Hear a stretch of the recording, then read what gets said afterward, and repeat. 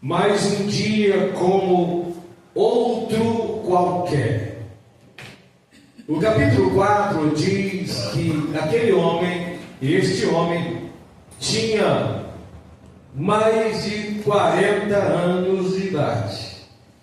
A gente não sabe quando começou essa labuta, esse trabalho de alguém estar levando ele todos os dias para pedir esmola, próximo a uma das portas do templo chamada Formosa.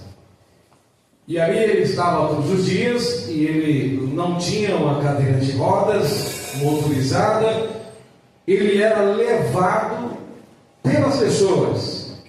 Mas nada de novo ele esperava acontecer na sua vida. Enquanto os demais entravam, ele saía para adorar a Deus, cultuar o Senhor. A esperança dele ali 3 vezes por dia, possivelmente ficava o dia inteiro colocado por alguém. Culto da manhã, culto das 9 horas, culto do meio-dia e culto das 3. E um desses períodos está subindo ali 2 homens, 2 servos de Deus, Pedro e João. Como era costume também de subir, possivelmente eles já tinham visto este homem lá. Talvez o próprio Jesus já tivesse passado por ali e aquele coxo, aquele aleijado estivesse ali. Por quê? Ele, com mais de 40 anos de idade, aleijado desde nascença, Jesus ia com frequência ao templo. Se você ler no capítulo 2, diz que a igreja cultuava todos os dias. E os apóstolos, quando a gente lê o livro de Atos, depois do dia de Pentecostes, muitas pessoas que tinham vindo da sua terra para cultuar no dia de Pentecostes, ficaram, nem voltaram para a sua residência, continuaram lá, passaram a habitar em Jerusalém. Então o que mais tinha era pessoas subindo, 9 horas, meio-dia, 3 horas da tarde, e lá estava aquele coxo sempre pedindo um dinheirinho, uma esmola. Nada de diferente ele estava esperando naquele dia. E está subindo então 2 servos de Deus, que também não estava ali com o propósito de fazer oração por aquele homem.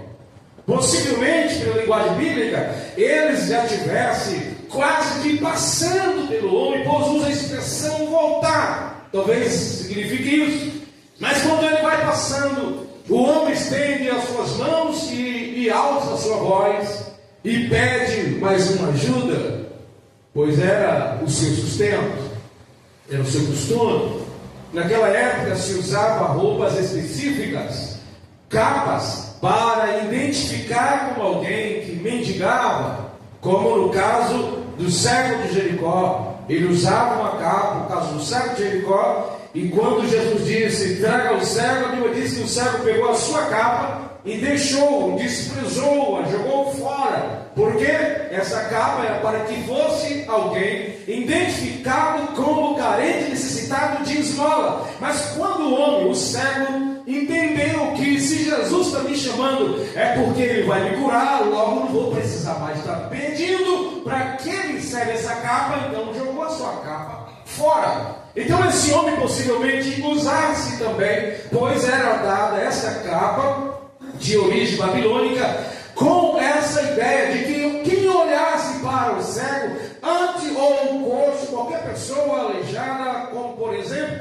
se antes de estender as mãos, as pessoas que se aproximassem já saberia que era um pedinte. Então esse homem estava ali, estende a sua voz, levanta a sua mão e pede uma esmola ao coxo. Um homem já, capítulo 4, versículo 22, diz que ele tinha mais de 40 anos de idade.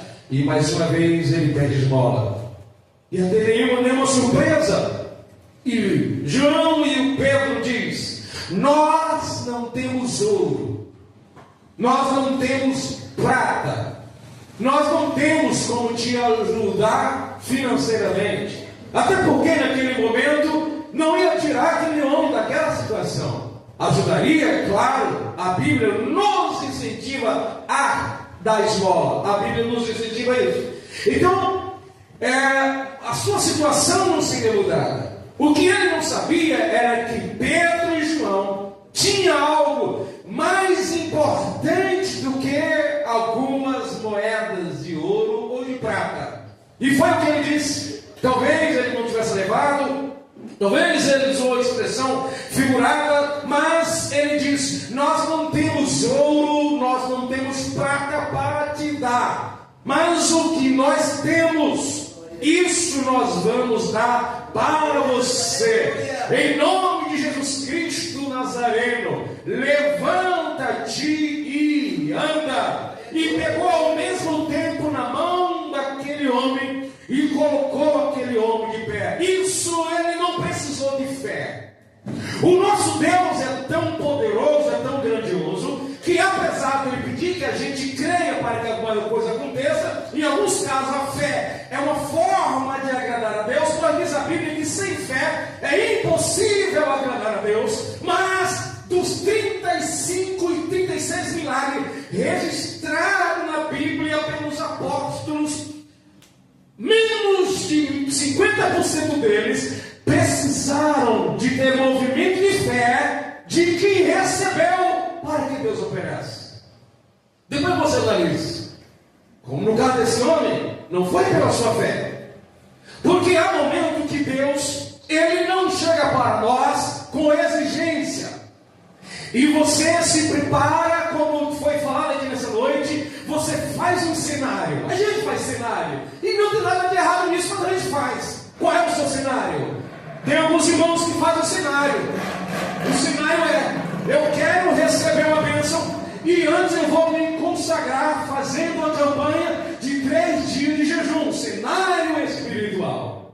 Outro faz um cenário físico: eu quero falar com Deus, e é como algumas irmãs estavam até falando aqui, que alguém faz isso, e eu também já fiz, coloca uma cadeira ali. Sabe que Jesus não precisa disso, mas simbolicamente você coloca a cadeira e fala assim: senta aqui, Jesus, que eu quero falar contigo. O nosso irmão Samuel Mariano gravou um hino muito poderosamente, que Deus deu para ele, quando ele estava dependendo muito de esmola da igreja, uma ofertinha aqui, uma ofertinha lá, e ele chegou um dia e começou a olhar, o telefone não tocava, o telefone não tocava, e o telefone não tocava, o telefone não tocava, e aí Deus falou com ele poderosamente naquele dia. Mas quando ele fez isso, ele tinha colocado uma cadeira e falando: Deus, eu quero falar contigo. E Deus aparece e fala assim: eu é que quero falar com você, Samuel Mariano. E aí Deus fala a mensagem, você já sabe, quando ele começou a dizer para ele que não achava ele mais às madrugadas orando, jejuando, se consagrando, dependendo mais dos homens, tendo tempo para as redes sociais, tendo tempo para tanta coisa, mas não tinha tempo para falar com Deus. Então, esse foi o cenário de Samuel Mariano. Alguns fazem um cenário em movimento. É quando você não se contenta em apenas orar em madrugada na sua casa, ou aqui na cadeira da igreja, e você fala: eu quero ir lá no monte, lá naquele lugar. Então você faz de uma forma diferente. Mas é momento que Deus não vai encontrar com você, não é no monte, nem não é na cadeira, não é em qualquer outro lugar. E Deus vai chegar até nós na hora que a gente nem está esperando e nos surpreende. Aquele homem não fez nenhum cenário. Ele não estava esperando, ele não estava orando, não estava pedindo, estava cansado de ver crente e sai. Se ele tivesse um hábito de pedir oração, provavelmente já tinha até parado de pedir oração. Para você entender que quando Deus decide nos abençoar, às vezes mesmo até sem fé, sem a manifestação da fé, e quando você está apostando no governo, apostando no presidente, apostando no pastor, no padre, Deus fala: eu vou fazer totalmente diferente do que você está esperando ou confiando. Igualmente o profeta, quando se esconde na caverna, e que vem tempestade, e que vem vento, e vem tudo aquilo, mas Deus não estava no fogo, Deus não estava na tempestade. De repente Deus aparece de maneira que o profeta não estava esperando. Uma voz mansa e suave surpreende o profeta do fogo. Mas Deus aparece agora Mas aí, Elias. Você entendeu? Nós não temos ouro nem prata. O homem começou então com seu coração a se decepcionar. Esse vai ser mais um que não vai me dar nem ouro nem prata. Mas, final é diferente. Mas o que nós temos, ele poderia dizer para eles assim: vamos fazer uma oração forte com você aqui agora, como disse nossos irmãos do Universal. Vamos fazer um cenário aqui, uma campanha de 7 dias. Nós vamos fazer aqui uma campanha da fogueira santa de Israel. Nós vamos fazer aqui os 21 dias de Daniel. Vamos fazer os 40 dias do profeta Elias. Vamos fazer 3 dias que simboliza Pai e Espírito Santo. É o que as pessoas dizem, não é o que a Bíblia diz. Mas, e poderia fazer um cenário, não, mas eles, os homens que estavam indo ali, não estavam descendo da oração, e estavam subindo para orar. Mas naquele momento foi impulsionado pelo Espírito de Deus para surpreender aquele homem, coxo de nascença, e disse para ele: mas o que nós temos? E isso nós vamos dar para você. Ele não estava vendendo, porque tem alguns lugares que vendem, usa outros nomes, mas vende. Poderia dizer: entra conosco no templo, e lá dentro nós vamos convidar um grupo de sacerdotes, de levitas, para fazer uma oração forte com você. E vamos trazer um profeta para vir aqui orar com você. Não!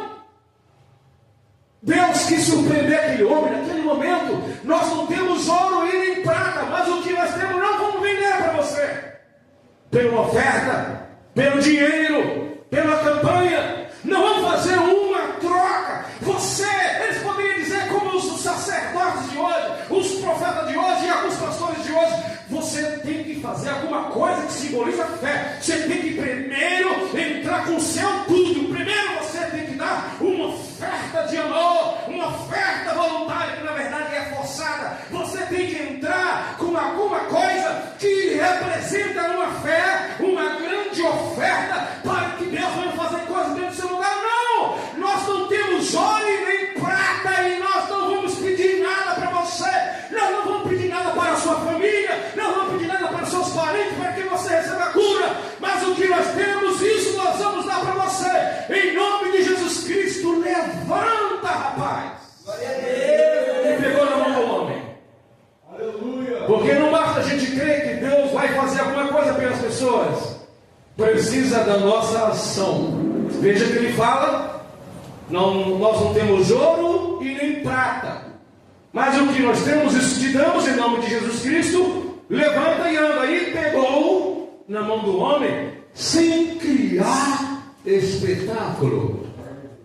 Tem que se levantar aí, como eu já vi muito isso. Vai, levanta essa cadeira. E a pessoa está quase caindo e ninguém tenta ajudar a pessoa. Criando um espetáculo hoje desse negócio de gravar. Grava língua estranha, grava endemoniado, grava tanta coisa que eu nunca vi o povo sair filmando todo tipo de coisa que acontece, expondo as pessoas naquilo que não precisa. Pegou na mão, colocou o homem de pé, e o homem sentiu fortalecido. O homem que nunca tinha andado, nunca tinha corrido, porque se ele mancasse pelo menos, não precisava todo dia ser colocado lá. Ele era colocado, então significa que ele era retirado em algum momento. Mas ele começou, nosso irmão Christian, pular e saltar. Até isso ele aprendeu ali na hora. Foi um milagre de Deus, porque quem nunca se locomoveu recebe uma cura assim. Se fosse algo humano, era para ele ficar meio abobalhado. Não, eles colocaram o homem coxo de nascença, já estava ali bem maduro, coloca de pé, e o homem começa a saltar. E o homem ficou tão maravilhado, aleluia, Deus, que ele não pensou em ir para casa ou pedir alguém voltar com ele, porque o caminho possivelmente ele sabia, não sabia ir. Talvez se fosse muito longe, mas alguém guiava ele de alguma forma que ele sabia a estrada. Mas ele ficou ali do lado dos apóstolos, e os apóstolos viram o povo atônito se aproximar deles, porque isso não era normal acontecer. Por que o homem não estava esperando? Porque isso não era muito comum acontecer. Já tinha uns dias que Jesus estava aqui fazendo muitas maravilhas e milagres, só que Jesus já tinha sido elevado aos céus. E muitas pessoas ainda não tinham assistido, não experimentado, visto milagre assim. Então ficaram atônitos. Falando ainda de surpresa, um outro homem que não teve manifestação de fé diretamente em Jesus, aquele que estava ali junto ao tanque de Betesda, 38 anos naquela situação. E Jesus chega, sem nenhum exibicionismo. Vou provar para você que eu sou o Cristo. Vou provar para você que eu posso perdoar, que eu posso curar. Eu sou Jesus e vou curar você, vou fazer alguma coisa. Não, Jesus chegou. Quer ficação? O homem pensava que Jesus era mais um.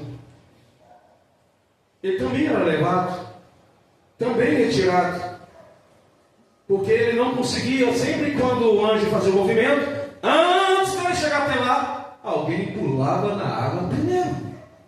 Então significa que é uma situação bem precária. Aquela multidão, muita gente. A Bíblia diz que tinha muita gente paralítica, muita gente doente. E aquele homem, na linguagem social, na linguagem comum, é como que ele foi sorteado. Por quê? Porque ele era um entre tantos. E Jesus faz a pergunta apenas para ele. E nessa hora que a gente não crê muito que vai ser a nossa vez. Por quê? Imagina você estar num lugar com uma multidão de doentes, multidão de desempregado, e você achar que você vai ser o único que alguém vai apontar, sendo que você não tem características atrativas, coisas não, esse aqui é habilitado. Será que esse homem era o pior que tinha ali? Se tinha uma multidão, a gente não sabe quanto tempo o anjo demorava para movimentar as águas. O que nós sabemos é que tinha muita gente, possivelmente pior do que ele. E aí esse homem, como é que eu vou andar sem ninguém? Antes, se alguém não me colocar lá, porque quando eu penso em chegar lá, alguém pula na frente. Jesus, sem se identificar, preocupado com a nossa dor, com a dor do homem, assim como os discípulos, pelo poder de Deus, Jesus fala: pega a tua cama e anda. Glória a Deus. Eu não sei, a Bíblia não fala os movimentos, como é que aconteceu aquele milagre, se estalou o osso, se o homem ficou. A gente sabe que o homem pegou a sua cama e colocou nas suas costas, e era um dia de sábado.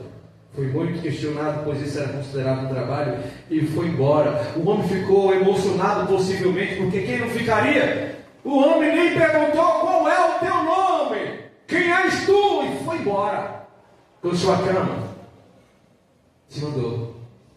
Depois é que Jesus encontra ele no templo e fala para ele: olha, vai, não pegues mais, para que não aconteça uma coisa pior do que os 38 anos que você ficou, para não acontecer alguma coisa pior com você.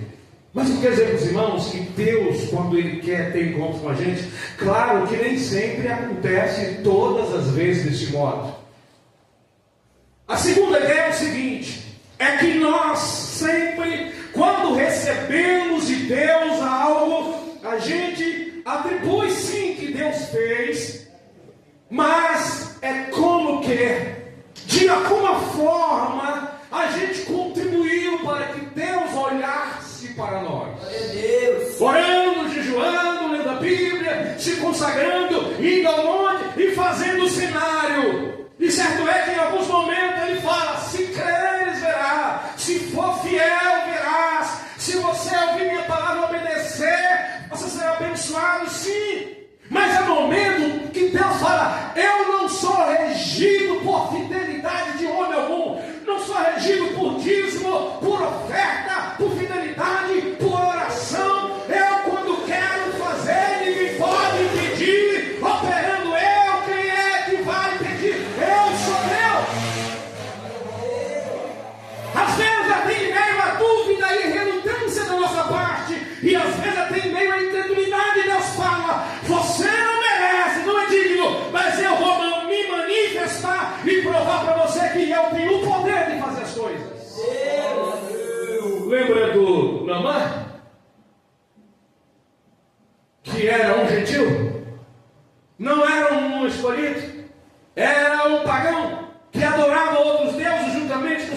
pastores.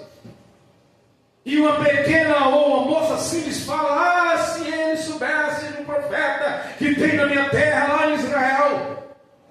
Levaram uma carta na direção errada, era para chegar para alguém, acabou chegando para o outro, ou melhor, teve uma interpretação errada quando chegou até lá. O homem ficou um pouco nervoso, o rei: não, eu por acaso sou Deus para fazer essas coisas, matar ou tirar a vida? Não. E o profeta escutou ao longe e disse: fala com ele para vir aqui e virar, que tem profeta em Israel. Naamã, leproso, nós não sabemos que tipo de lepra, pois qualquer doença que tem naquela época era chamada de lepra. Na cultura de Israel, o leproso ficava fora da cidade, era imundo, e tinha um ritual depois de curado, ficava ainda alguns dias imundo, mesmo depois de declarado. Mas ele foi até lá, e ele quis voltar, como falou, onde que ele teria que mergulhar por 7 vezes. Ele foi lá, com um monte de coisa, de oferta, de oferenda e de recompensa. Mas o profeta não estava ali para ser comprado por essas coisas. Apenas disse: vai lá e mergulha 7 vezes. E ele falou: não tinha outro rio melhor para mandar eu mergulhar? E alguém fala para ele: rapaz, se eu te pedisse uma coisa mais difícil, você não faria? Ele foi assim, mas não muito querendo. E mergulha uma vez, mergulha 2, mergulha 3, mergulha 6 vezes. Nada aconteceu. Nas 7 vezes que ele mergulhou, quando ele se levanta, estava com a pele igualmente de uma criança. O homem que não precisou de fé. Fé no mesmo Deus de Israel. Depois disso que é suscitado nele. Porque para receber uma cura, a gente faz qualquer coisa muitas vezes, mesmo não querendo muito, né? Eu sou mais uma fila. E diz a Bíblia: olha a bondade de Deus. Jesus mesmo fala que no tempo do profeta Eliseu, no tempo de Naamã, tinha muitos leprosos em Israel. E naquele período diz a Bíblia que Deus não curou nenhum do seu povo, mas curou Naamã. Deus surpreendeu. O profeta chega lá e fala do anúncio da capítulo 17 de 1 Reis, falando sobre a seca. Ele orou, Deus fechou o céu, ele anunciou para Acabe, e Deus manda ele se esconder. Depois manda, quando a água do riacho acaba, o profeta Elias vai até a casa de uma viúva em Serepta, também gentílica, não era do povo de Deus. E a história você já sabe. No final ela teve uma grande prosperidade. Aquela mulher também não estava esperando. Se você entender o conteúdo da mensagem nessa noite, é que Deus nem sempre chega até nós pelos caminhos que a gente está esperando. É de onde você não espera. É que talvez Deus possa se apresentar a você, a nós. Glória a Deus. Deus ainda é um Deus que nos surpreende com boas notícias. Igreja, você percebe na Bíblia que muitas vezes é o homem em busca de Deus, correndo para encontrar em algum lugar. Mas em alguns momentos da história, é o próprio Deus que está indo atrás do homem para encontrar. Está lá Jesus dizendo, ou seja, é necessário passar em Samaria. Está ele sentado à beira de um poço e chega uma mulher que não estava ali para encontrar com Jesus, mas Jesus já sabia que aquela mulher ali chegaria. Jesus em busca de uma mulher com pecado de prostituição, e naquela conversa ela se tornou uma missionária. Uma cidade foi evangelizada, um povo que odiava os judeus, e naquele dia Jesus ainda passou de um dia para o outro no meio do samaritano que tanto odiava os judeus. Por quê? Por causa do encontro de Jesus ao nosso favor. Glória a Deus. Nós temos que imaginar isso. Deus é um Deus diferente do que a gente pensa. Quando a gente ouve algumas pessoas contar alguns milagres, aí às vezes a gente fica duvidando. Por quê? Porque a gente quer que os milagres da vida do outro sejam repetição daquilo que acontece em nós, e nem sempre Deus faz da mesma forma. Por isso que experiências nem sempre servem para o outro. A gente a fé de alguém, porque quem gera fé não é milagre. O milagre pode acrescentar, mas quem gera fé, a Bíblia diz que a fé vem pelo ouvir, e ouvir pela palavra de Deus. O milagre faz o quê? Uma fé pequena crescer, uma fé morta excitar. Mas o que nós sabemos é o seguinte, que há momentos que Deus olha para nós e vê que a gente está caído e não consegue nem mais acreditar. E Ele pergunta para nós: quer ser curado? E se aquele homem perguntasse assim: Jesus, mas eu nem fé tenho, Jesus falaria para ele: mas eu não estou te perguntando se você tem fé, eu estou perguntando se você quer. Não é crer, é se você quer. Você deseja? Desejo Jesus. Por isso que nós temos que viver a vida dependendo de Deus o tempo todo. Eu vou e não sei o que me espera. Deus vai me proteger de todo mal, mas eu posso ter um encontro mais próximo com Jesus e Ele me surpreender com suas bênçãos. O cristão que vive na dependência de Deus vai ter testemunho que foi surpreendido. Agora tem vezes que a gente atrasa a nossa bênção. E tem vezes que a gente crê assim: eu creio que Deus vai me dar, e a gente lembra de um feito da nossa parte. Não faça isso. Eu preciso fazer, preciso crer, preciso ter obra, mas quando Deus fizer, é porque Ele decidiu fazer. Só que Ele olha para nós e sabe que a gente não vai glorificar o Seu nome, por isso Ele muda.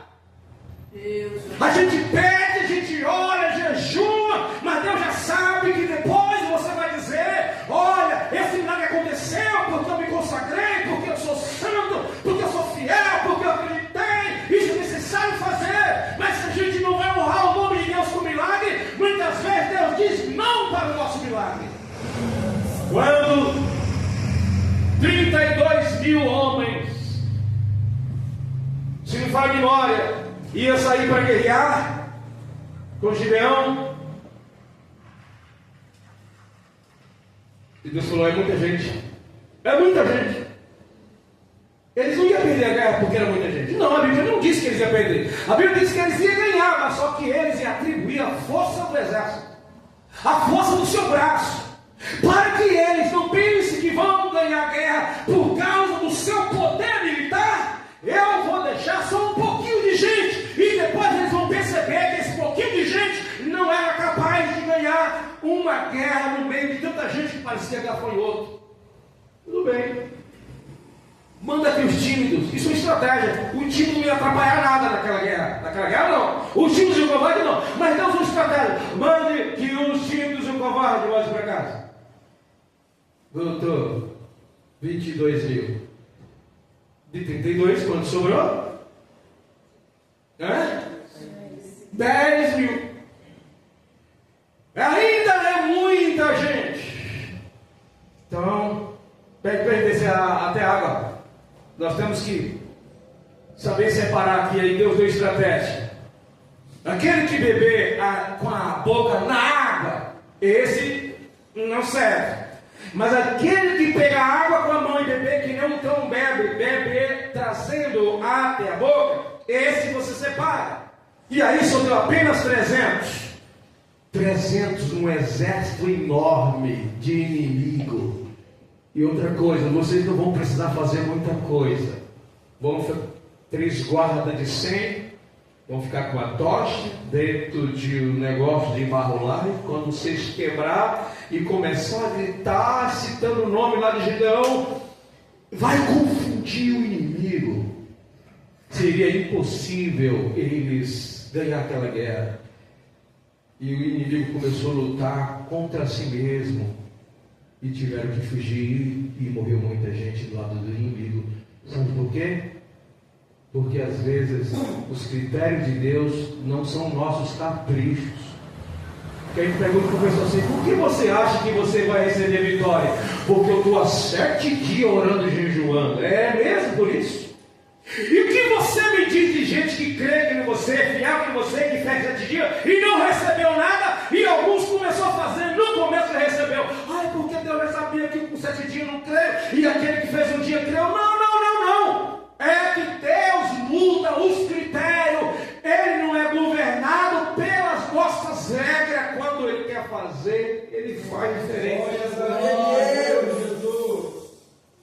pessoas ficam assim, não, pastor, ora por mim, pastor. Porque eu sempre chamo de Deus, ora por mim. E aí a gente, de repente o pastor fala assim, eu vou chamar o José, o Zezinho para orar por você. A pessoa por educação até aceita a oração, mas ela acredita que Deus vai fazer. O pastor orando, parece que vai ser mais poderosa a oração. E a oração do Zezinho você recebe por educação. Algumas pessoas em fila de oração recebem a oração do Zezinho e não sai da fila. A gente, pastor, a gente não é pouco. E ela continua na fila, porque o pastor está na outra ponta, daqui a pouco ele chega em mim, aí ele vai orar de todo jeito por mim. Porque eu quero a oração, é do pastor, é do pregador. Chega o irmão da casa, prega, dá um SUS e fala, quem que vir aqui na frente receber a oração, aparece só o Zezinho e a Maria. Vem um pregador de fora e fala assim, que Deus me usou para curar alguém, e que Deus me usou por isso, e que Deus usou para aquilo. Então é hoje que rola na frente. A pessoa aqui nunca vem na frente. Quando é um pregador de fora, que a gente não conhece a vida, às vezes está contando um monte de milagres mentirosos, aí faz uma fila de gente. É ou não é? Todo lugar é assim. A gente acredita mais na oração do estranho do que o irmãozinho que nunca conta milagre aqui. Mas do que a Bíblia diz, a oração de um justo pode muito em seus efeitos. Não importa se é Mariazinha, se é o Josézinho, se deixar Deus usar com humildade, Deus usa o de fora e o de dentro, porque os critérios de Deus não são os nossos critérios.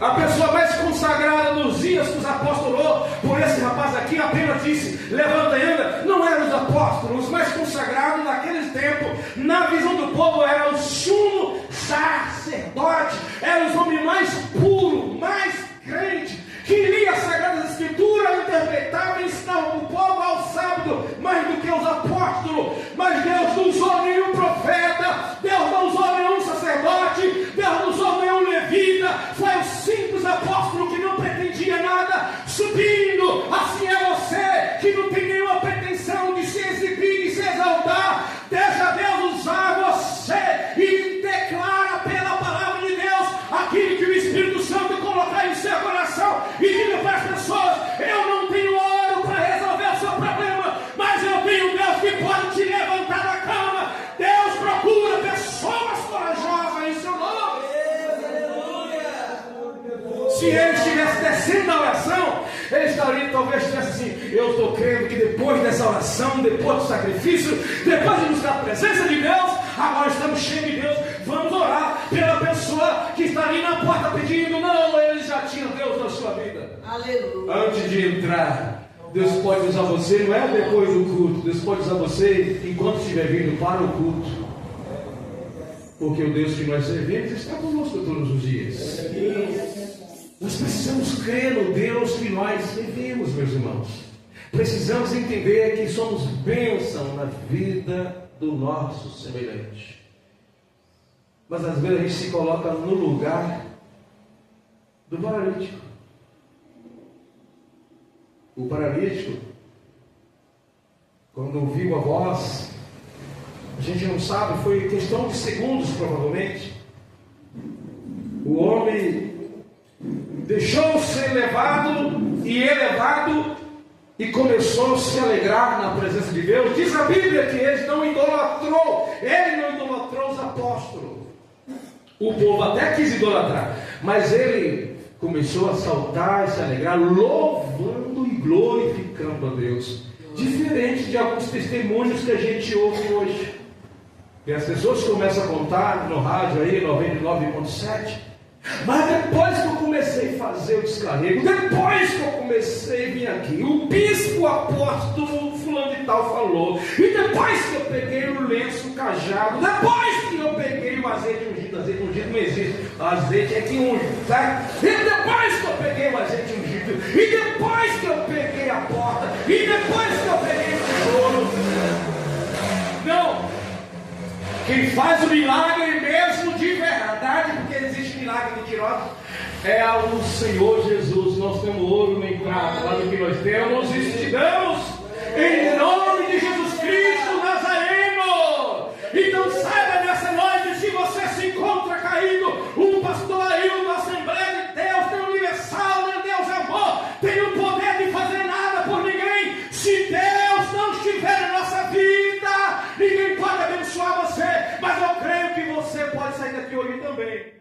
pulando e saltando de alegria. É isso que nós precisamos, chegar diante de Deus. Senhor, eu estou tão querendo aquilo, mas descanse. Deus sabe do que você precisa. Jesus mesmo disse lá em Mateus 5, se for memória, que Ele sabe o que nós necessitamos, mesmo antes da gente pedir. A gente pede porque a Bíblia diz que é para se tornar conhecido as nossas petições diante de Deus. Mas há momentos que a gente não sabe o que e como pedir. E aí Deus dá de acordo com o que a gente precisa e não de acordo com o que a gente pede. Nem sempre Deus vai dar de acordo com o que você pede. Então cuidado com os caprichos. Existe um momento que você fala, Senhor, eu quero um emprego assim, assim, assim, assim, assim. E Deus vai lá e dá exatamente. Mas há momentos que esse pedido não agrada a Deus. Deus vai lá e faz tudo diferente na sua vida. Eu não sei se os irmãos conhecem aqui o missionário R. Soares, que ele estava estudando, não sei se já estava terminando a sua faculdade, para ser médico, fazendo medicina. E Deus diz, não foi para isso que eu chamei você não vai ser médico. Estudou, e ainda se falou lá no final já. Você vai cuidar de gente no meu reino. E ele não foi se tornar médico. Por quê? Não era o plano de Deus. A gente fica criando muito pelo caminho, ao invés de procurar saber o que é que Deus tem para nós. E aí a gente bate cabeça e faz um monte de oração que no final, muitas delas a gente não precisaria nem passar tanto tempo pedindo, se a gente antes procurar saber qual é a tua vontade para a minha vida. Porque a Bíblia diz que o coração do homem é enganoso. Então o que é que a gente está pedindo para Deus? O que é que nós estamos esperando de Deus? Deus vai fazer diferente do que você está esperando. Entendeu? Deus vai fazer diferente do que você está esperando. Glória. Creio que devo ter contado aqui com o pastor Gilmar Santos, pregador muito famoso do Brasil, antigo. Conheço ele pregando há mais de 25 anos. E ele ofereceram para ele um trabalho para ele cuidar de uma igreja nos Estados Unidos. E ele ia ser pregador lá, na verdade. E o ministério ia dar para ele permissão para ele ficar 15 dias nos Estados Unidos e 15 dias aqui no Brasil. E ele continua fazendo algo de Deus. E ele ficou todo alegre, agora eu vou aprender fluentemente o inglês. E ele foi orar a Deus, e Deus simplesmente disse para ele, não. E ele não foi. O que é que vai tirar? Vai perder o quê? Vai fazer a obra de Deus aqui, vai fazer a obra de Deus lá. Só que muitas coisas que a gente se alegra, a gente fala, a gente jura, foi uma palavra de Deus no meu coração, eu fiquei todo alegre. Às vezes não passa de engano do coração humano. Davi pretende fazer um templo. E fala com o profeta de Deus. E o profeta de Deus, todo motivado, Davi, faça conforme está no teu coração. Aí Deus vai falar assim com o profeta, não. Fala para Davi que não vai ser ele que vai fazer um templo para mim. O profeta até discerniu na hora. Davi se alegrou na hora. Deus disse, não vai ser você que vai fazer um templo para mim. Então você percebeu que Deus contraria mesmo naquilo que nós acreditamos? Então qual é o conteúdo dessa noite? Deus nos surpreende fazendo coisas diferentes daquilo que estamos esperando. Muitas vezes acontece, e quando a gente não quer entender isso, Deus entende que não estamos preparados para ser surpreendido, mas aquele que estiver preparado para dizer, seja feita a tua vontade em minha vida, então Deus fala, esse aí está pronto, eu vou surpreendê-lo. Você está pronto para receber a surpresa de Deus? Está pronto para receber a surpresa de Deus? Então deixa Deus te surpreender. Descanse. Insista naquilo que descobriu que é a vontade de Deus. Mas se você ainda não descobriu se é a vontade de Deus, para de ser teimoso. Tem gente que diz que é insistente na oração e às vezes é teimosia. Deus não gosta de gente teimosa. Deus gosta de gente insistente, mas insistente naquilo que descobriu. Deus quer que eu faça isso,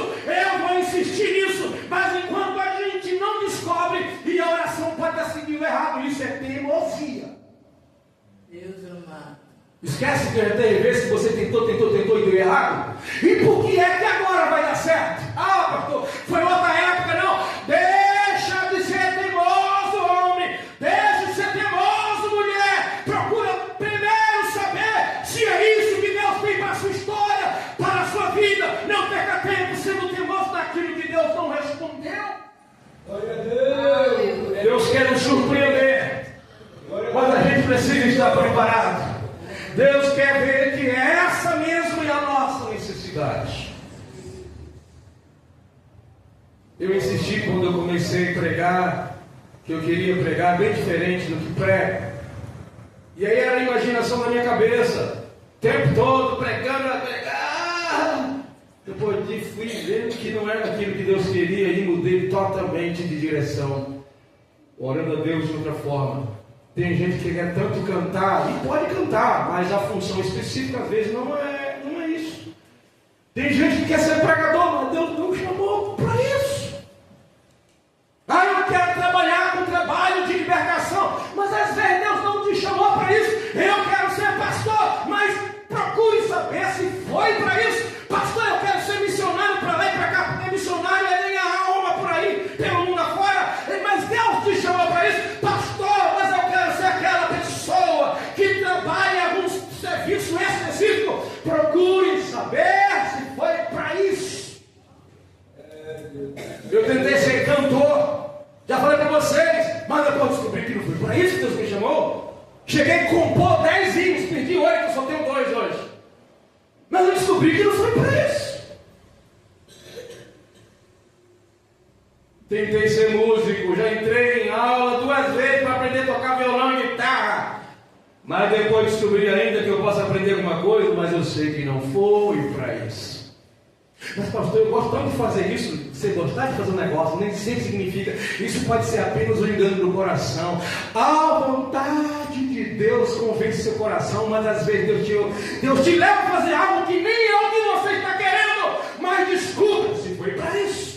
Você acha que Jesus foi para o deserto 40 dias levado pelo Espírito para ser testado por Satanás? Era o desejo do coração de Jesus, mas isso era a vontade de Deus. Deus faz diferente do que a gente espera. Glória a Deus. Precisamos sempre andar na direção de Deus. Seja feita a tua vontade, mas eu preciso saber qual é a sua vontade, Senhor. O nosso coração é enganoso. Ah, meu sonho um dia, mas talvez Deus vai abortar o seu sonho se não for vontade de Deus. Descubra primeiro se essa é a vontade de Deus. Porque às vezes nosso sonho é que nem de adolescente. O adolescente tem sonho que quando chegar com 20 anos, geralmente ele não tem mais aquele sonho. Que coisa do adolescente. Ah, meu sonho é pegar uma motoca assim, essas bicicleta perturbada da rua do Deus Pai, sair por aí. Deus sabe, você vai se matar e vai perturbar os outros. Eu vou deixar você com fosquinha, meu filho, que é a melhor coisa para a sua história. Daqui a pouco você passa nela. Eu gostava tanto de moto, eu imaginava, eu nem sabia que era moto direito, só sabia pelo barulho lá no Nordeste, aquela moto que os carteiros entregavam as gatas na roça, aquela moto Honda 125. Então a gente fica brincando de moto. Depois que eu tirei a carta, eu nem pensei em moto e não tenho saudade até hoje. Mas 10 anos que estou dirigindo e não me arrependo de ter tirado a habilitação para moto. Descobri que não era isso para mim. Descubra o que é para você, peça a Deus. Mas se ele falar não, uma coisa você pode esperar. Deus não disse nada, mas o melhor que ele tem para a minha vida, ele vai me surpreender a qualquer momento. Glória a Deus. Como diz os baianos lá na roça, não se aveste. Não se aveste. Fique firme. Espere em Deus. Fique de pé, crente. Vamos orar. Glória a Deus. Aleluia. Que Deus abençoe a vida de vocês. Que Deus abençoe a minha vida.